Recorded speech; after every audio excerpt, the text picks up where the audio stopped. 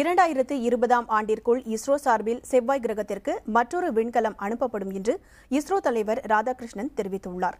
டெல்லியில் நடைபெற்ற புத்தக வெளியீட்டு விழாவில் பேசிய அவர், இஸ்ரோ சார்பில் செவ்வாய் கிரகத்திற்கு அடுத்ததாக அனுப்ப உள்ள விண்கலம் மங்கள்யானை போல் இருக்காது என்று தெரிவித்தார்.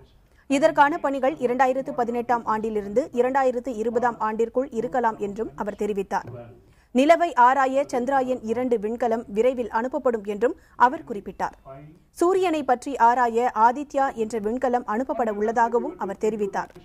இந்த விழாவில் பேசிய மங்கள்யான் திட்ட இயக்குநர் சுப்பையா அருணன், செவ்வாய் கிரக ஆராய்ச்சியில் தோல்வியடைந்த மற்ற நாடுகளின் செயற்கைக்கோள் திட்டங்களின் மூலம் கிடைத்த அனுபவங்களை கொண்டு மங்கள்யான் அனுப்பப்பட்டதாக கூறினார்.